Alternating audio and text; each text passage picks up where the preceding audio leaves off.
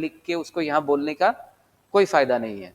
आप जरूर पढ़िए उसको, मैं ये नहीं कह रहा हूँ कि पढ़ना नहीं है, उनको पढ़ना है, बट समझने वाली बात यहाँ समझनी है और इम्पोर्टेंस जो हमारे एग्जाम पॉइंट ऑफ व्यू से उसको यहाँ फोकस करना है, राइट। सो एक जो बड़ा इंपॉर्टेंट प्रश्न आता है जो हम हर राइट के बारे में पूछते आ रहे हैं, वो क्या प्रश्न था कि जब कोई चीज करने का राइट होता है तो कुछ चीज, वो चीज नहीं करने का भी राइट उसमें शामिल है, right. If you have a right to do something, it also includes right to not do that. जैसे जैसे हमने उदाहरण के लिए what we had said, right to speech, मतलब बोलना, बोलने की आजादी। What is the inferred right? Inferred right का क्या मतलब होता है? राइट टू साइलेंस, है ना। इंफर्ड राइट का मतलब होता है वो राइट्स जो संविधान में लिखे नहीं गए हैं, which have been not written in the constitution और in any other place, but they have been derived, they have been inferred from there. What are the ways of inferring something from the provisions of the constitution? Mostly it is basically the judgments of the Supreme Court, because it is the judiciary that has right to interpret. So when they interpret the meaning of these provisions, they give different dimensions, they add different dimensions to these definitions or these written words, right. And that is how inferred rights come into being, because when the Supreme Court include these things, if Supreme Court says okay, right to speech also includes right to silence, means right to silence becomes a fundamental right, even if it is not written there, because it's an inferred right. Even if right to silence is not written, okay, under article 19(1)(a), because under article 19(1)(a) gives us right to speech, correct. Silence is not written, but silence still has acquired power of a fundamental right, which means you can go to the Supreme Court in writ under article 32 and get it enforced, okay. So this is it. Now can we apply the same principle here? Now this is right to live, right to live है ना, ये right to life means right to live, correct. Now what does that mean? Can we infer from right to live that there is a right to die?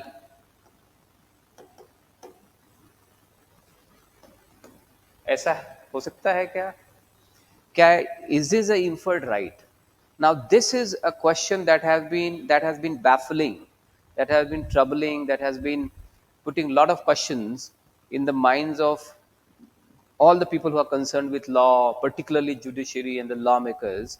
And there has been a lot of debate on this issue, whether right to life also includes right to die. And there have been certain developments since the beginning.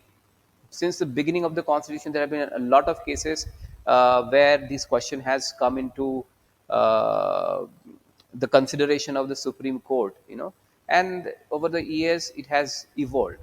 And how has it evolved basically?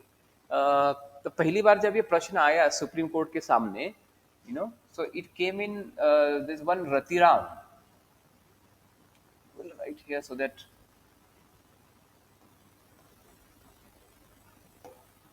Ratiram versus union of India, ये 1994 का case है. Now there was this question involved that does it include right to die? Right to die means if a person wants to die, for example. Now in what cases would a person would like to die? किस स्थिति में कोई व्यक्ति चाहेगा मरना, किस स्थिति में चाहेगा, राइट टू डाई, क्योंकि ये यदि मुझे जीने का अधिकार है तो मुझे मरने का भी अधिकार है क्या? तो ऐसा एक मामला सुप्रीम कोर्ट में आया Ratiram versus union of India के केस में, और उसने मुझे, उस व्यक्ति ने कहा कि मुझे मरना है, मुझे मरने का अधिकार चाहिए. तो सुप्रीम कोर्ट ने उस समय वो जो 1994 की रूलिंग थी, Supreme Court says no, there is no right to die, ये इंफर्ड राइट नहीं है, दूसरे तरह no right to die. Supreme Court ने कहा कि मरने का अधिकार नहीं है, जीने का ही अधिकार है। क्यों कहा ऐसा सुप्रीम कोर्ट ने? सुप्रीम कोर्ट का बेसिक लॉजिक इसमें ये था कि इसमें मरने का अधिकार शामिल नहीं है, और एक और इसमें पॉइंट शामिल है, वो क्या है कि मरने का अधिकार तो शामिल नहीं है, मतलब अधिकार के रूप में आप उसको प्राप्त नहीं कर सकते, मतलब वो फंडामेंटल राइट नहीं है, right? It is not a fundamental right. It said no, it's not a fundamental right. And it gave a very very interesting reason. Sorry, I'm getting confused with that. So Ratiram ke case mein it said actually said yes. पहला जो interpretation था, it started with right to die, yes, you know, and then again this same question was challenged in another matter just 2 years later. So first thing that the in Ratiram versus Union of India case, the court did not go into the great details of it, and it simply said, उसने कहा कि इसमें included है, जैसा कि सभी cases में वो लागू होता है वैसा इस केस में भी वो लागू हो जाएगा।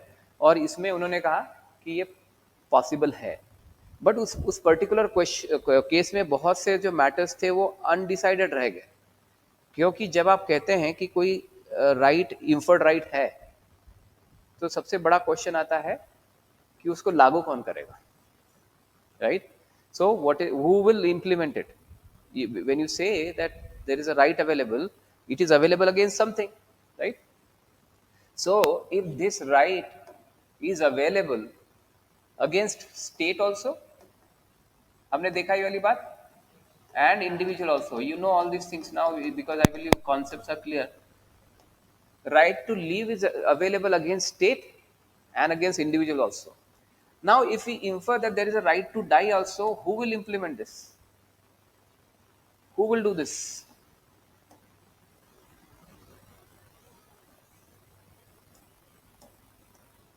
Who will do? ये करेगा कौन? यदि कोई व्यक्ति है वो कहता है कि मैं नहीं जीना चाहता, मैं मरना चाहता हूं, अब उसको उसके वो राइट को कौन एनफोर्स करेगा? उसको एग्जीक्यूट कौन करेगा? एक और प्रॉब्लम है कि जब भी कोई राइट देता है, you know, every right, we are talking about fundamental right, every fundamental right creates a corresponding duty on someone, right?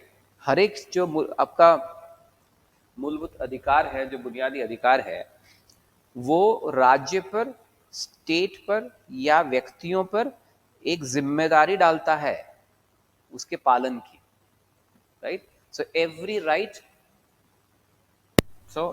Right has a corresponding duty. Every right has a corresponding.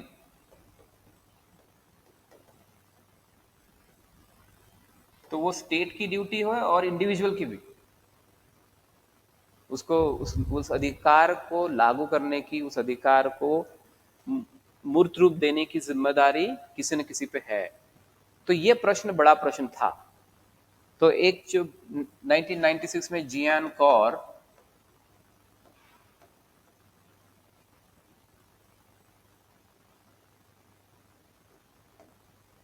Versus state of Punjab का मामला है,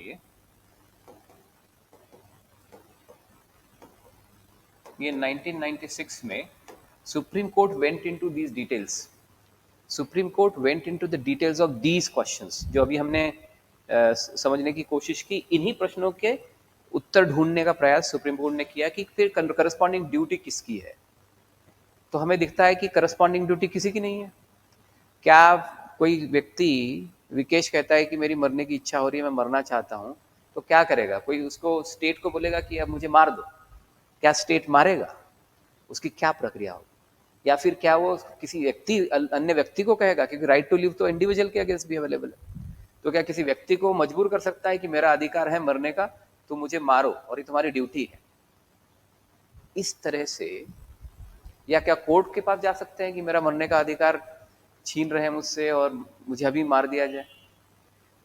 तो ये जो practical चीजें हैं और इसमें बहुत अलग अलग पहलू जुड़े हैं, इन सब के विचार में करते हुए उसके बाद में सुप्रीम कोर्ट ने इस मामले में Gian Kaur versus state of Punjab में कहा, no, there is no right, ये अवेलेबल नहीं है, नो राइट टू डाई। ठीक है, पहले वाले रतिराम के केस में उन्होंने यस कहा, लेकिन वो इतने प्रश्नों में गए नहीं। But this is very very important that in this case they said no, it cannot be accepted as a right. Then there is another thing. It is not a right. It is not a concept. We are talking about it is not a fundamental right. Okay. Not just that. In fact, there is a section in IPC, section 309 है शायद, है ना? IPC section 309 that criminalizes suicide. मतलब suicide पता है ना, suicide जो है, सुइसाइड इज क्रिमिनलाइज्ड, मीनिंग उसको अपराध माना गया है। Suicide is criminal. तो अब इसको आप समझिए कि ये अधिकार के रूप में मांगने तो बहुत दूर की बात है। आईपीसी को तो इसको अपराध मान लिया है। यदि आप सुइसाइड करते हैं खुद भी, आप किसी और को कहते हैं तो वो भी अपराध है, और आप खुद करते हैं, अटेम्प्ट भी करते हैं, कोशिश भी करते हैं, तो भी अपराध है। तो ये जब अपराध है, वो फंडामेंटल राइट कैसे हो सकता है? तो बड़ा सीधा सीधा कॉन्फ्लिक्ट इसमें शामिल है। एक क्या प्रश्न है, is passive euthanasia will right in India? तो we will talk about that, Ashish, we will talk about that, will gradually come to that question, will try to answer your question, okay? But this is perhaps the right place to do that. ये आशीष का प्रश्न है, but ये समझ में आ गया। The court in Jian Kaur versus State of Punjab said it is not a fundamental right. Okay. Then came the question of, जो यूथानेसिया पे बात करते हैं, जो इसका प्रश्न है आशीष का, वो है यूथानेसिया।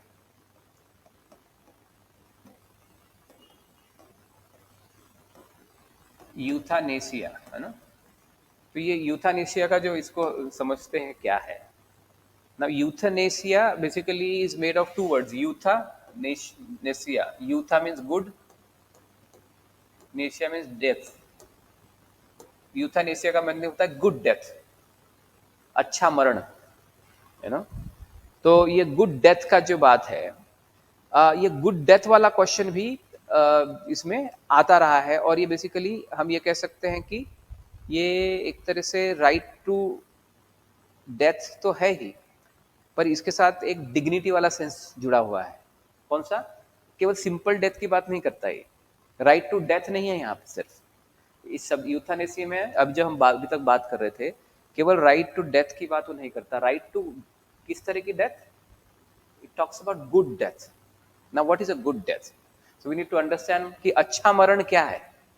यदि अच्छे मरण की मरने का अधिकार नहीं है, पर अच्छे मरने का अधिकार बहुत देशों ने दे रखा है, उसको यूथनेसिया कहते हैं।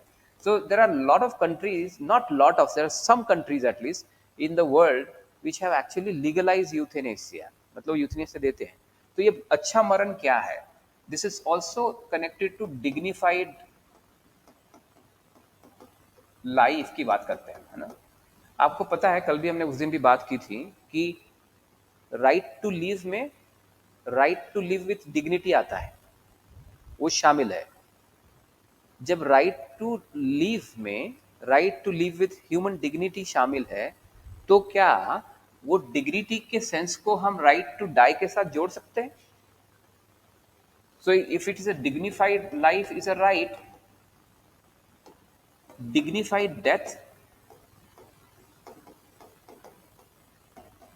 क्या राइट हो सकती है? ये क्वेश्चन है।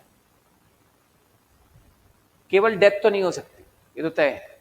पर क्या डिग्निफाइड डेथ हो सकती है क्या, good death? And this is particularly applicable in case of people who are terminally ill. उसका क्या मतलब होता है? टर्मिनली इल जो लोग हैं, वो इस तरह की बीमारी से ग्रसित है जिससे वो उभर नहीं सकते, उनकी मौत, उनकी मृत्यु निश्चित है। टर्मिनली इल का मतलब क्या होता है? People who are terminally ill.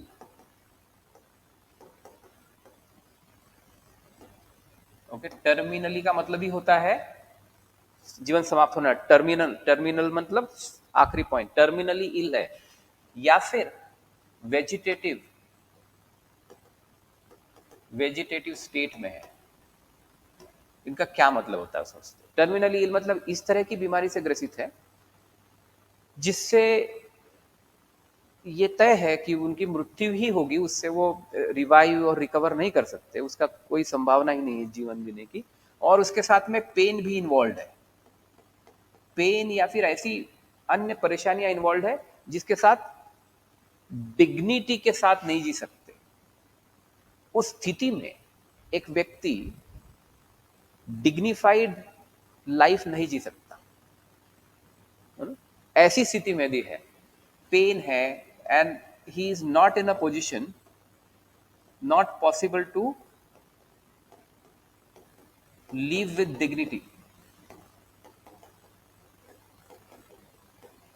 Dignity के साथ जीना संभव नहीं है। ऐसी स्थिति में यदि कोई है, या फिर वेजिटेटिव स्टेट का मतलब होता है जब ब्रेन डेड होना जाना, है ना? वेजिटेटिव का मतलब है कि अब तो उसमें कुछ बचा नहीं है शरीर में, बस वेजिटेटिव बचा है, उसमें लाइफ नहीं बची है, लेकिन वो जिंदा है उस समय। ब्रेन डेथ में आपके बॉडी के बहुत से ऑर्गन्स जो है वो फंक्शन करते रहते हैं, ब्रेन नहीं फंक्शन करता। तो ब्रेन डेड वाली सिचुएशन मान लीजिए, इस तरह की सिचुएशन कई बार ऐसा होता है, बहुत से मामलों में ऐसा देखा है होते हुए, ब्रेन डेड हो जाते हैं लोग। और बहुत सी टर्मिनल इलनेस होती हैं जो बहुत पेनफुल होती हैं, और लोग उसमें इच्छा होती है लोगों की बस इस तरह से जीने से अच्छा है कि मर जाए। तो वो एक बड़ा प्रश्न फिर आया, और यही प्रश्न एक जो एक सुप्रीम कोर्ट के समक्ष में भी एक केस में आया।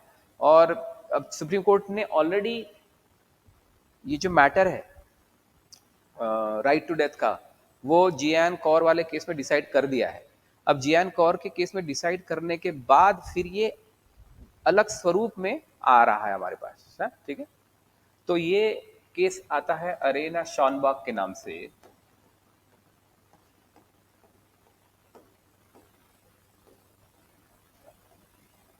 Versus union of India. इस केस को समझते हैं थोड़ा सा। अरेना शॉनबॉग जो है बेसिकली एक ओल्ड लेडी थी, and that old lady was ill for a very long time. Uh, she was in a vegetative state rather for almost 40 years, and then she wanted to die. So basically euthanasia का जो उसका उसकी मांग ही थी, उसकी appeal की उसने basically supreme court से कि मुझे ये मृत्यु दे दी जाए। So we'll come to the question. We'll first explain, एक कुणाल का भी इसमें प्रश्न है, राइट? हम्म।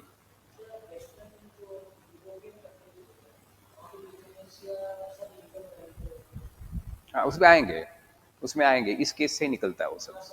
तो अपने क्वेश्चंस को होल्ड करिए थोड़ी देर के लिए, समझने की कोशिश करिए हम क्या बता रहे हैं, राइट? वो प्रश्न का भी उत्तर आएगा, ठीक है? ओके।